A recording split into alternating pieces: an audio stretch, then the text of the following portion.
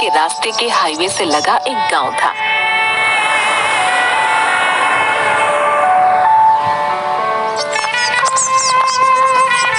उस गांव में झुमरी अपने मजदूर पति और 10 साल के बच्चे कन्नू के साथ रहती थी। झुमरी अपनी शादीशुदा जिंदगी से बहुत परेशान थी। उसका पति रोशन जितनी भी मजदूरी में कमाता था वो उतना ही शराब में खर्च कर देता।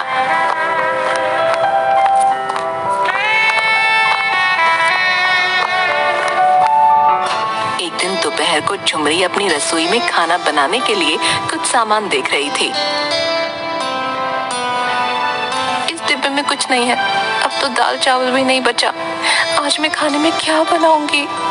तभी कन्नू स्कूल से घर लौट आया और अपनी माँ को देखते ही बोला, माँ बड़ी जोर से भूख लगी है, खाने को कुछ दो ना। बेटा मैं अभी कुछ बनाती हूँ, तब तक जाकर हाथ मुंह धोकर आ जा। कन्नू के जाने के बाद झुमरी सर पकड़कर बैठ गई। हे भगवान अब क्या करूँ? मेरा तो भूखे पेट गुजारा हो जाएगा, लेकिन कन्नू को भूखे पेट कैसे रहने दूँ? तभी झुमरी ने कुछ सोचकर रात के बचे चावल को बचे हुए मसालों के साथ फ्राई कर दिया और कन्नू के आने पर उसे परोस दिया। ऐसे कब तक चलेगा? मुझे इनसे किराना लाने के लिए बोलना ही पड़ेगा।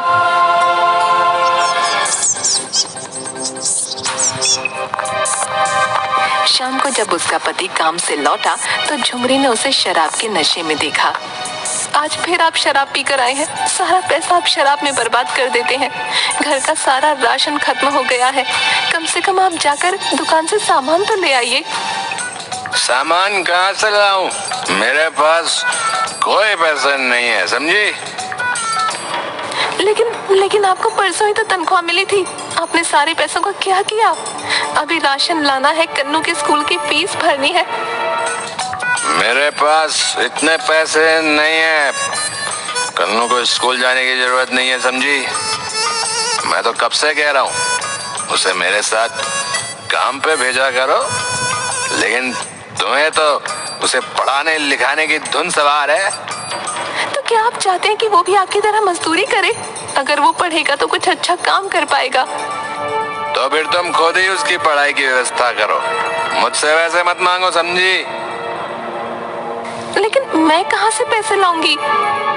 इस तरह कई दिनों तक झुमरी और रोशन के बीच बहस होती रही। रोजाना रोशन शराब के नशे में आता और झुमरी और कन्नू को बुरा भला कहता, और अब तो वो झुमरी पर हाथ भी उठाने लगा। पैसे और राशन की कमी से कन्नू को भी कई बार भूखा ही रहना पड़ता। एक बार कन्नू कमजोरी से बेहोश हो गया।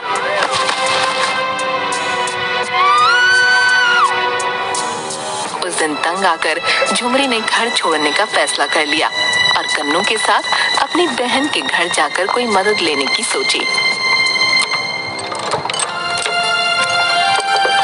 अपनी बहन रमा के घर पहुंचकर झुमरी ने अपनी आप बीती बताई। मेरी मदद कर दो बहन, मैं कोई भी काम कर लूंगी, बस कन्नू के स्कूल की फीस और 2 वक्त की रोटी, इतना ही चाहिए।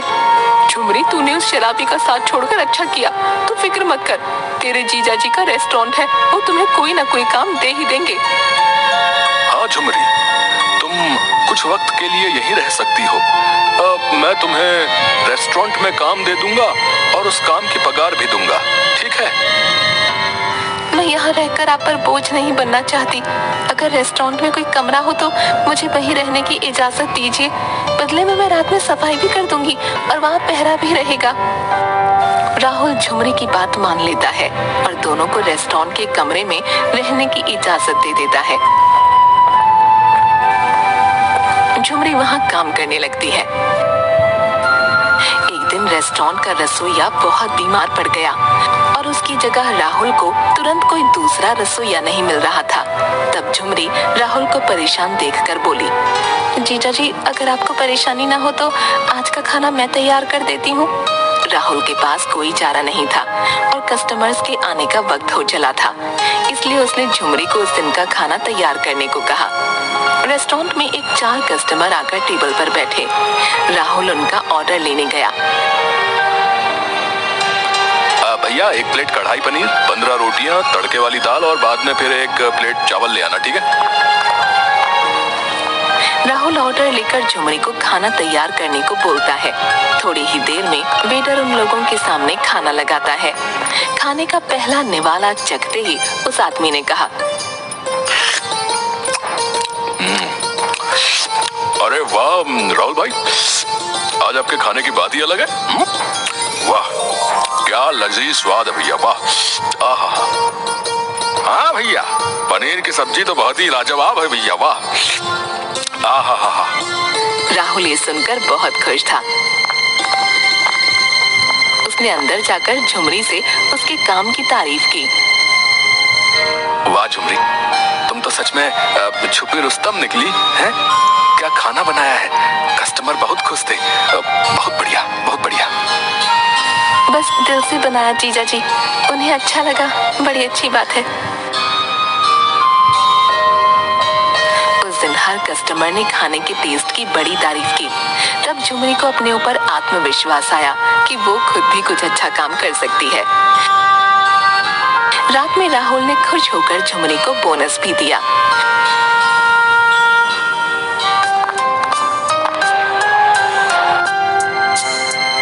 महीने में झुमरी ने इतना पैसा जमा कर लिया कि वो खुद एक छोटा सा काम शुरू कर सके।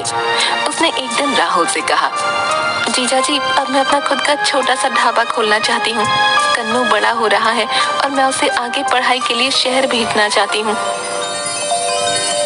ये तो बड़ी अच्छी बात है झुमरी की तुम कन्नू को खूब पढ़ाना चाहती हो, लेकिन ढाबा खोलने के लिए एक अच्छी जगह की भी जरूरत होगी। मैं इस मामले में जरूर तुम्हारी मदद करूंगा, ठीक है? जीजा जी, आपने और रमा ने मुझ पर जो एहसान किया वो मैं कैसे चुका पाऊंगी। कुछ ही दिनों में राहुल ने हाईवे रोड के पास एक छोटी सी जगह झुमरी को किराए पर दिलवा दी और तब से चल पड़ा झुमरी का ढाबा। झुमरी के खाने के स्वाद की महक की खबर धीरे धीरे फैल रही थी। वहाँ से आने जाने वाले अक्सर उसके ढाबे में रुककर खाना खाते। वाह झुमरी, बड़ा बढ़िया खाना बनाती हो तुम तो। और साफ सफाई भी पूरी रखती हो, बहुत अच्छे। धन्यवाद आपका। झुमरी का ढाबा चलने से पास ही लगे 2-3 फास्ट फूड के स्टॉल मालिकों को परेशानी होने लगी, क्योंकि अब उनके कस्टमर भी झुमरी के ढाबे पर जाने लगे और उनकी कमाई पहले की तुलना में कम हो गई। वो तीनों एक शाम साथ बैठकर चर्चा कर रहे थे। अरे भाई, जब से इस झुमरी का ढाबा यहाँ लगा है ना, हमारी कमाई दमाई नहीं हो रही भैया। हाँ चाचा जी, आजकल मेरे ठेले पर कोई नहीं आता। इस झुमरी के ढाबे का कुछ करना पड़ेगा भैया, वरना हमारा धंधा ही चौपट हो जाएगा, है कि नहीं? मैं कहती हूँ मेरे पास एक तरकीब है। वो तीनों धीरे धीरे बातें करते हुए झुमरी के ढाबे को लेकर प्लान बनाते हैं।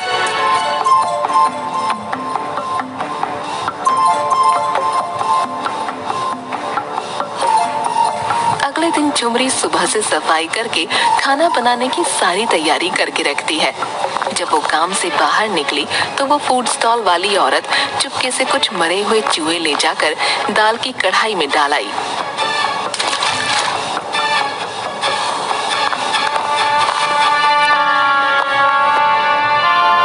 कन्नू ने ये सब खिड़की से देख लिया और सब कुछ जाकर अपनी माँ झुमरी को बता दिया।